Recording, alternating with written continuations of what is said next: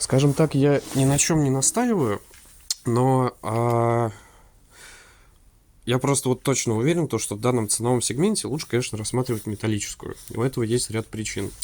Сейчас немножечко про нее расскажу, как вообще она работает и принцип ее действия. Снизу, там, где у нас нога, есть отверстие, в которое засасывается воздух снизу. Снизу у нас всегда холодный воздух, понятно. Он проходит через боковые стенки, задний корпус и выходит сверху. То есть это у нас такого рода каминофен, печь-камин конвекционного типа. Помимо чистого тепла, помимо того, что за счет вот этой вот шамотной футировки, которая, кстати, тоже работает как теплоаккумулятор в какой-то степени, то есть он, тот аргумент, что чугун дольше держит тепло, он как бы тоже отпадает, потому что шамот, он гораздо больше и дольше отдает тепла, нежели чугун. Едем дальше. Там же снизу, где засасывается воздух на конвекцию, идет патрубок такой, который нагревает воздух, и через вот это отверстие, вот эту щель, вот эту щель, подает горячий воздух на стекло.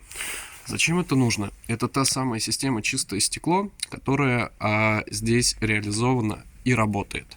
На чугунных печах российских, китайских я, честно говоря, не видел, чтобы действительно такая функция работала, скажем так, и работала корректно.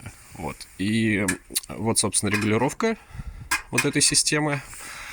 Чистое стекло, то есть, если мы хотим, например, добиться прям медленного горения, мы просто перекрываем вот эту подачу, и печь переходит в режим тления. Едем дальше. Так, это у нас сзади заглушечка, это у нас инструкция. Вот, то есть, вот так вот выглядит топочная камера. Помимо всего прочего, за вот эту смешную цену мы получаем не только колосник, скажем так, классический, но еще и подовое горение.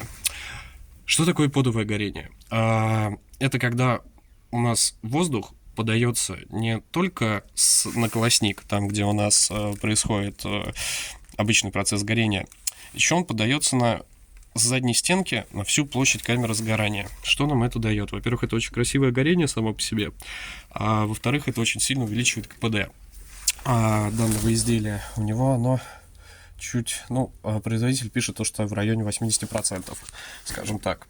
Что касается запасных частей и обслуживания, шамот он везде есть. То есть просто он покупается, нарезается и вставляется. Вот этот чугунный колосник, огромный, толстенный, он продается везде, вот именно вот этот размер, СПК-4, по-моему, называется, 285 рублей он стоит.